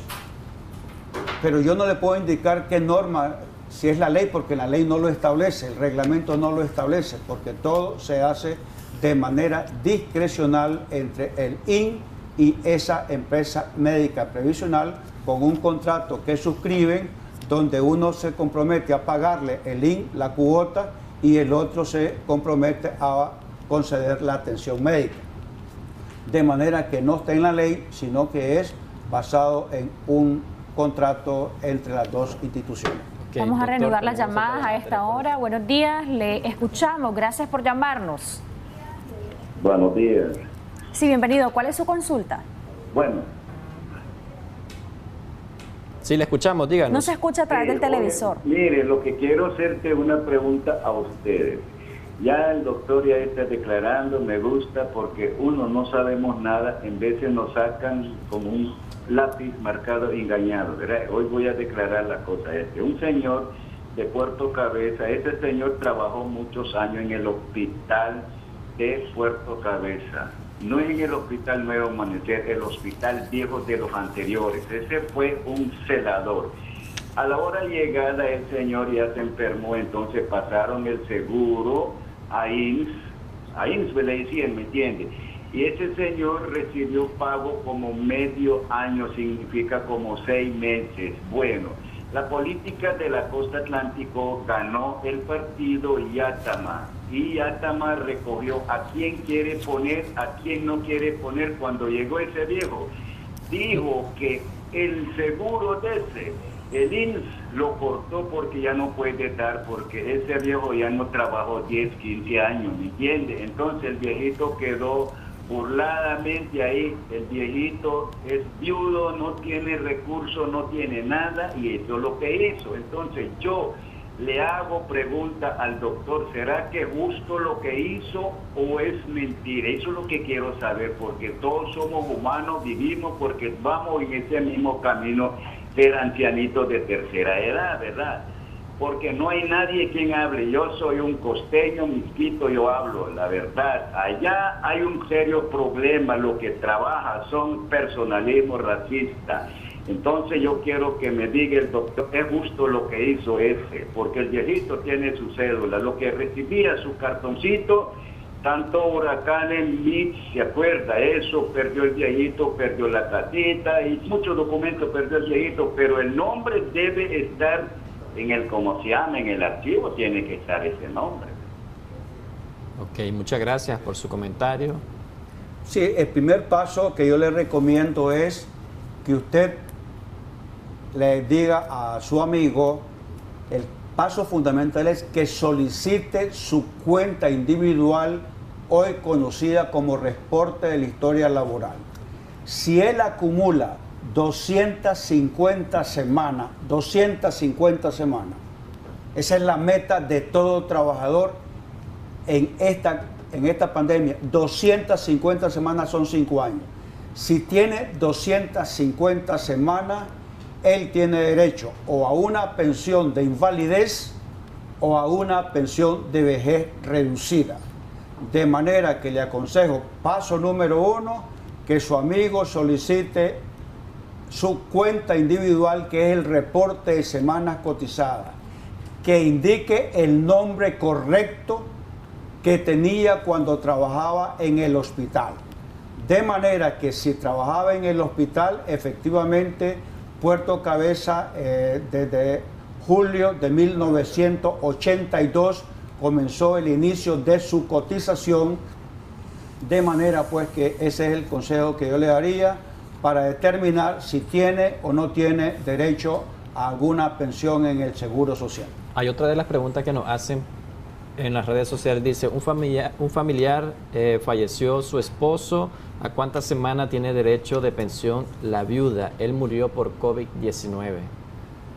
Si falleció por COVID, que está considerado en este momento como una enfermedad común, si tenía 150 semanas de la fecha de fallecimiento hacia atrás, se cuentan 6 años. Si en esos 6 años tenía 3, se concede la pensión de viudez. Si no tenía 150 en los últimos 6 años, pero durante su vida laboral acumuló 250 semanas, se concede la pensión de viudez.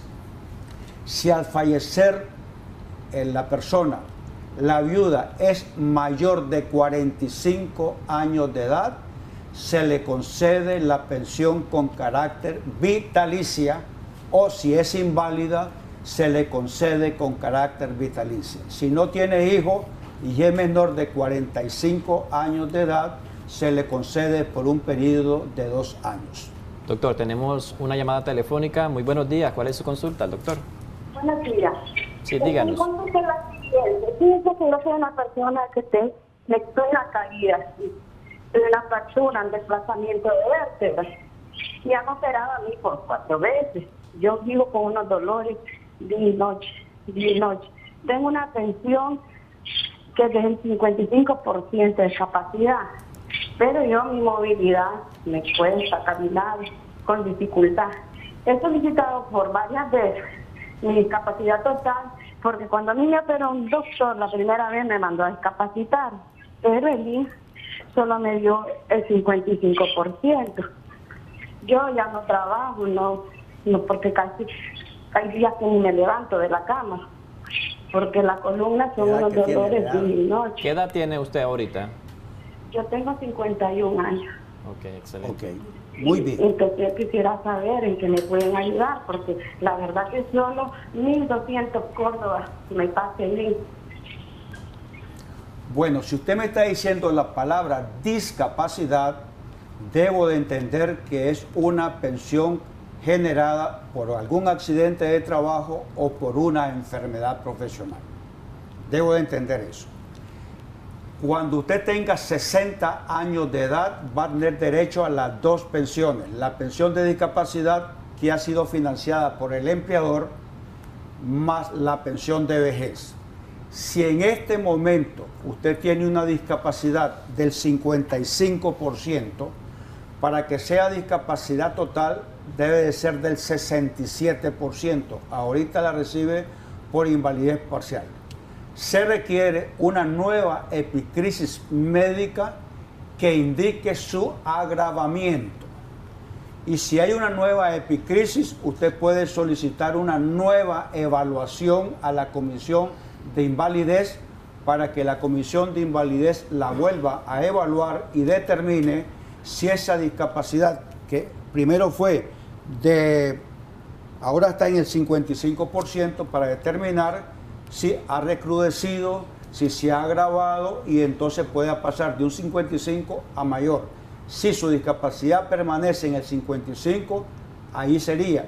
Lo que me llama la atención también es el monto de 1.200 Córdoba. No sé si es agropecuario, pero ahí también había que revisarlo. Entonces, le recomiendo una nueva epicrisis que indique su estado de salud completo y luego solicite una nueva evaluación para que la comisión determine si ha avanzado o ha retrocedido esa discapacidad. Otro amigo televidente nos hace la consulta. Tengo 190 cotizaciones. ¿Tengo derecho a la pensión reducida? Es una de las preguntas frecuentes que nos están haciendo acá a través de las redes sociales. No. Si tiene 190 semanas, le hacen falta 60 semanas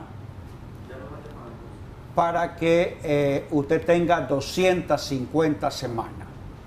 Si no tiene 250, necesariamente tiene que acumular 250 semanas para que se le acceda una pensión reducida según el artículo. Queda fuera de ese beneficio entonces. Si no tiene las 250 semanas, no hay ningún beneficio. Ok, tenemos otra llamada telefónica. Muy buenos días, díganos. Sí, le Aló, escuchamos, buenos días. díganos. Sí, buenos días. Le escuchamos. Aprovecha el tiempo y haga su consulta. Okay, Adelante. Sí, mucho gusto, gracias. Igualmente, un placer. La consulta al doctor es lo siguiente. Un amigo mío murió de COVID el 17 de septiembre de este año, ¿verdad? Él tenía 1.379 semanas. Sí. ¿Verdad? Y en un salario promedio de 23.000 Córdoba. Queríamos saber cuánto va a recibir. La otra consulta es que la viuda de él fue al INSS y le dijeron que no tenía derecho a la caja. Doctor, muchas gracias y tal vez nos ayuda con esto. Gracias, doctor. Bien, 3 cosas. Primero es que si falleció por el COVID, debe de preguntarse si estando él hospitalizado, de ahí salió ya con su caja eso significaría que el INS otorgó esa caja. Si no fue así y algún familiar compró la caja, sí hay derecho al subsidio de funeral. Sí hay derecho. 2. Si tiene 1.379 semanas, eso da un 43% y van a calcular la pensión del fallecido como si estuviera vivo y van a determinar la pensión de invalidez que le hubiera correspondido recibir a este asegurado que falleció. Y entonces le van a calcular la pensión con el promedio de los últimos 3 años. Entonces, me dice el último salario, pero realmente van a buscarle el promedio de los últimos 3 años.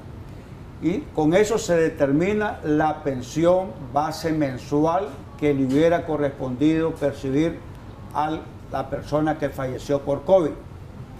Y de ese monto le conceden el 50% a la viuda y si hay hijo el 25% para cada menor, con la condición que la viuda y los huérfanos no excedan el 100% de la pensión base mensual que le hubiera correspondido recibir por invalidez total a la persona que falleció.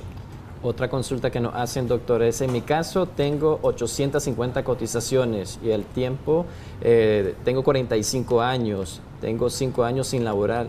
¿Puedo recibir una pensión de jubilación antes de jubilarme?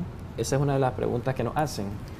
Si tiene 800 semanas, 850, eso equivale al 43%. Como usted es menor de 60 años, no hay el concepto de jubilación, pero sí existe lo que se conoce como pensión de invalidez. Toda persona que haya acumulado 250 semanas, y aquí me detengo un momentito, usted ha asegurado que anda desempleado. Yo sé que la situación está difícil económicamente, pero si usted, el primer paso que tiene que hacer es solicitarle al INS su cuenta individual. Si ya tiene 250 semanas y está desempleado, pues cálmese un poquito, que cualquier cosa que le ocurra, una invalidez o la muerte, o llega a los 60 años, usted conserva su derecho con carácter vitalicio, aunque no haya cotizado en los últimos 20 años, usted. Ahora, usted es menor de 60 años. Si usted médicamente tiene enfermedades que lo hacen que no pueda trabajar, se llama pensión de invalidez y usted está en el derecho, según los artículos 42, 43 y 94 del reglamento, de solicitar la pensión de invalidez siempre y cuando el médico, centro de salud, un médico privado, le extienda a usted una epicrisis indicando cuál es su estado de salud. Y entonces dice el artículo 94, cuando yo me considere que estoy inválido, yo me considero que estoy inválido, tengo que buscar indudablemente que me respalde algo, una constancia médica, que si soy diabético, que si tengo hipertensión, que si tengo esto, que si tengo lo otro, que si tuve COVID y realmente tengo secuelas del COVID, entonces sí tengo el derecho a solicitar y ya miraremos si el INS le concede o no le concede, pero sí tiene el derecho a solicitarla por esos 3 artículos que le he mencionado, 42, 43 y 94 del reglamento. Doctor, muchas gracias por habernos acompañado, siempre bienvenido. Si desea concluir con algunas recomendaciones, yo le decía al iniciar fuera de cámara que también en esto tiene que ver en cuestiones de políticas específicas ante contextos tan particulares como esto de la pandemia. En relación a eso, ¿qué recomendación usted daría a la administración actual, por ejemplo? Yo recomendaría 3 cosas. Número 1, es fundamental que toda persona, hombre o mujer, que se encuentra desempleado y fue cotizante de el INS, que solicite su cuenta individual para determinar si tiene 250 o más.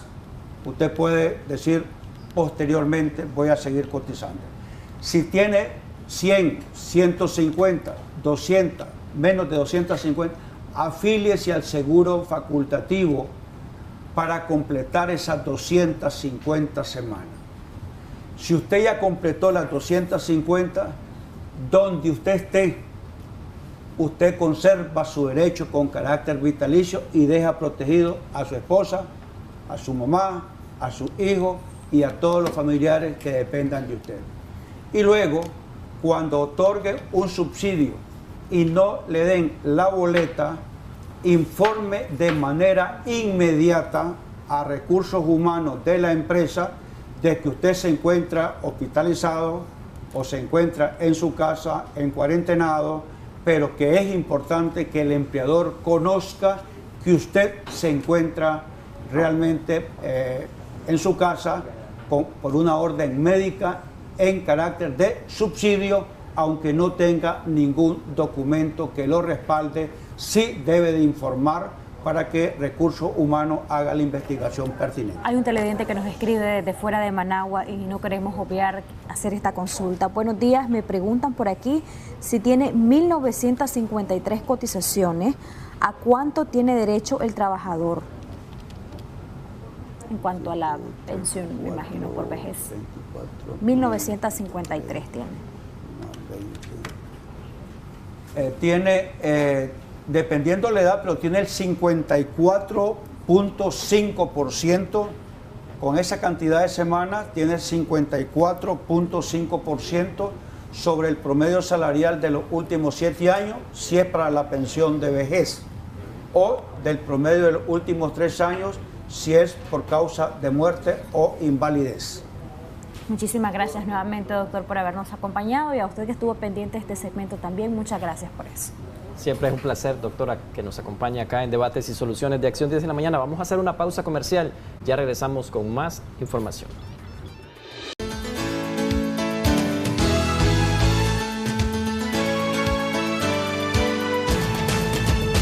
Existen varios motivos por los cuales su odontólogo podría recomendarle la extracción de una pieza dental. Algunos pacientes odontológicos enfrentan caries, otros necesitan extraer piezas dentales que perjudiquen el tratamiento de ortodoncia. Si bien la extracción de piezas dentales puede constituir un procedimiento odontológico importante, el cuidado posterior es tan fundamental como el procedimiento en sí mismo. Pero luego de ese proceso médico es recomendable seguir una serie de consejos para el eficaz resultado. Muerda suavemente la gasa que el médico le ha colocado sobre la zona de la herida para mantener la presión. Humedezca la esponja y cambie la gasa según sea necesario. 48 horas después de la cirugía, enjuáguese la boca con agua salada tibia cada 1 o 2 horas. Evite utilizar enjuagues bucales que contengan alcohol, ya que estos pueden irritar la herida. Después de la extracción de sus piezas dentales, la cicatrización demorará algún tiempo. Dentro de los 3 a 14 días los puntos de sutura deberían caerse o disolverse.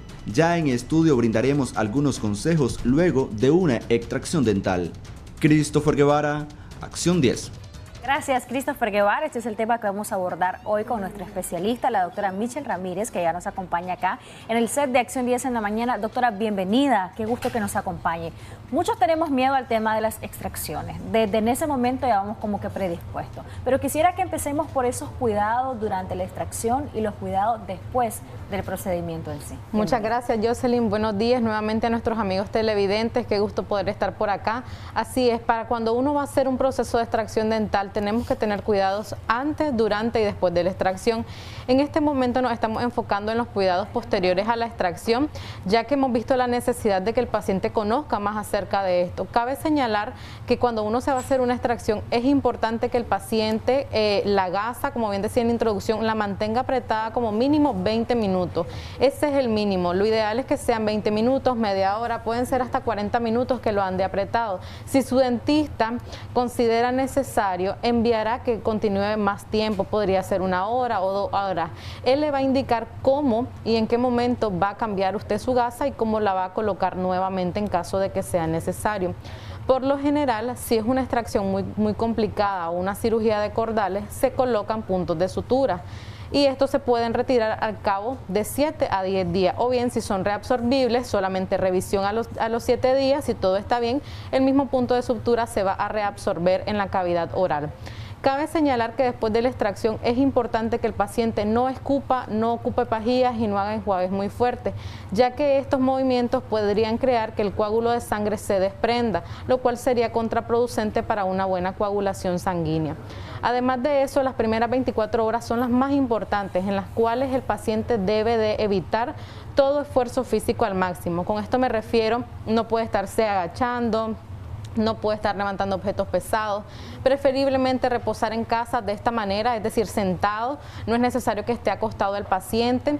Cuando se vaya a acostar no tiene que quedar totalmente de esta manera, sino preferiblemente con su cabeza en alto, y no recostarse del lado de la extracción, sino preferiblemente boca arriba. Cabe señalar también que no debe de fumar, porque esto retrasa el proceso de cicatrización, ni tener ingestas de alcohol, ya que lógicamente va a estar ingiriendo fármacos como lo que son analgésicos, antiinflamatorios y antibióticos. A eso de los fármacos quiero que nos refiramos, doctora, específicamente. ¿Sí? Hay pacientes que quizás no son muy disciplinados en cuanto a tomar el tratamiento. ¿Qué consecuencias puede traer esto? Y lo otro es la inserción a la vida laboral después de la extracción de una pieza. Depende de la pieza, me imagino. Así es. El tiempo en el que el paciente se puede insertar a su vida laboral, pero me contesta estos dos aspectos importantes después de una comunicación. Claro que sí. Buenos días, le escuchamos. Gracias por estar con nosotros. ¿Cuál es su consulta? Buenos días, quiero una consulta con la doctora. Fíjese que tengo unas piezas dentales más y se me hace como una pollita de encima de la encía. ¿Qué edad tiene? ¿Perdón? ¿Qué edad tiene? ¿Cuántos años tiene usted? Bueno, tenemos problemas con la comunicación. Por favor, regálenos sus datos a lo interno para referirla con la doctora. A veces nos fresqueamos, como decimos, y no acudimos oportunamente donde el especialista, y hay que cuidar de nuestra dentadura. Lo que le decía, doctora, en cuanto al tema del tratamiento y también a la inserción laboral. Claro que sí. Lo más importante es que el paciente, como mencionaba, no se automedique. Será su médico de cabecera, su dentista o el cirujano quien le va a enviar los analgésicos, los antiinflamatorios y los antibióticos necesarios. Actualmente tenemos hasta algunos fármacos que nosotros mismos ponemos en el alvéolo, que es el orificio que queda luego de la extracción, para que haya una mejor coagulación o un tratamiento necesario que lo veamos en el momento. Si usted al cabo de 3 días siente que en lugar de que haya una mejoría está empeorando, comuníquese con su dentista, pero no se automedique. Es él quien deberá cambiarle el medicamento en caso de que sea necesario. Recordemos que cada paciente reacciona de manera diferente a los tratamientos, pero cabe señalar que si usted sigue al pie de la letra las indicaciones que le demos, posiblemente va a mejorar mucho más rápido que si no lo hacemos. En el caso de la reinserción al área laboral, lo más recomendado es que el día de su extracción usted no acuda al trabajo, porque lo mejor es que esté en casa reposando. Si se puede al día siguiente también hacerlo, mucho mejor. Por lo general los pacientes intentan que sean los días viernes para poder estar sábado y domingo en casa, o bien un sábado para poder reposar el mismo sábado y el día domingo, y el día lunes se integran a sus labores, porque también depende qué tipo de labores. Recordemos de que hay algunos pacientes que pueden estar en un área de oficina, así como otros van a estar expuestos al sol, o haciendo mucho esfuerzo físico. Exactamente, haciendo esfuerzo físico, y esto no sería nada bueno para que esta herida, porque es una herida, lo que queda después de una extracción, mejore, lógicamente. Entonces, más bien lo que haríamos es empeorar. Quizás el paciente podría sangrar de más, no se va a sentir bien, se puede sentir débil, etcétera. En aquellos pacientes con diabetes, el periodo de recuperación y los cuidados deben de ser más exhaustivos. Muy importante esta pregunta, de hecho, porque recordemos de que ahora nos encontramos a muchos pacientes diabéticos o con muchas enfermedades crónicas en la consulta odontológica. Desde que hicimos la valoración clínica y la historia clínica, ahí nosotros vamos a ir viendo qué tipo de paciente es con el que estamos trabajando. Eso es lo primero. Ya si es así, se le explica. Normalmente en pacientes jóvenes sin inconvenientes crónicos, el proceso de cicatrización podría dilatar aproximadamente 3 semanas o 21 días, pero si es un paciente que tiene un inconveniente crónico, dilata el doble, es lo más común. Entonces esto se le tiene que mencionar al paciente para que ellos también no piensen de que ya pasó una semana y siento que estoy igual, o no estoy viendo la mejora, o el área donde me hicieron la extracción aún no ha cerrado. Claro, porque esto es un proceso que va a dilatar. Cabe señalar en este aspecto también de que no es lo mismo extraer una pieza delantera que una pieza del sector posterior, ya que recordemos que según sea la pieza, es el número de raíces o la complejidad. Hay piezas que pueden tener una raíz, 2 raíces o hasta 3 raíces. Lógicamente, entre más raíces, la herida va a ser más grande y va a dilatar más tiempo en sanar, ¿verdad? Entonces, y si el paciente está controlado, lógicamente va a mejorar. Hay una llamada, buenos días, le escuchamos. Aló, gracias por esperarnos. ¿Cuál es su consulta? Buenos días, fíjense que yo el lunes me extraí una pieza, una muela. Sí. Y ya hoy son 5 días y ando como amarillo y me duele bastante. ¿Ha sentido mal olor usted en esa área? Se nos cayó la comunicación. Sí. Ok, en el caso de nuestra duele amiga, bastante, dice, anda amarillo. Ya al cabo de 5 días, era lo que les mencionaba, ya el paciente las primeras 24 horas e incluso algunos hasta teniendo analgésicos van a tener cierto malestar, pero ya 5 días es mucho. Hay una complicación que es la más común después de las extracciones y con esto quiero cerrar, es algo que se llama alveolitis, puede ser húmeda o seca. Si el paciente no se cuida o quizás nosotros no le dimos las recomendaciones adecuadas, puede darse este proceso. La alveolitis es cuando se infesta el alvéolo, que es el orificio donde estaban las raíces, y es un proceso muy doloroso, es un poco complicado porque es como que vuelve a haber una extracción en el área, realmente hay que darle seguimiento, el paciente tendría que estar llegando para limpiar el área y volverle a dar todas las indicaciones, como que tal cual se acaba de hacer su extracción, vuelve a llevar todas las recomendaciones para que sane, no debería dejarlo pasar. Si usted puede, amiga televidente, busque ayuda, ya sea donde le hicieron la extracción, para que la revisen nuevamente. Muchas gracias, doctora. Para aquellos pacientes que nos llamaron, la amiga televidente anterior que se ganó la consulta, ¿sí? ¿Dónde está ubicada su clínica? Clínica Dental Los Ángeles está ubicada en los semáforos de la Asamblea, una cuadra abajo a mano derecha. Ahorita estamos atendiendo únicamente con citas para evitar contacto entre pacientes o aglomeraciones en la clínica, siempre teniendo las medidas de cautela, ¿verdad? Con su alcohol en las manos, ocupando mascarilla. Todos los pacientes deben de llegar con mascarilla y si llegan acompañados, máximo con una persona, también deberá ocupar mascarilla, por favor. Muchas gracias, doctora Michelle Ramírez, por habernos acompañado hoy, como todas las veces que nos visita, tema de mucho interés. Igualmente, gracias a ustedes. Vamos a seguir con más en Acción 10 en la mañana. Xochitl Cristina tiene una buena recomendación para ustedes en esta mañana. Adelante.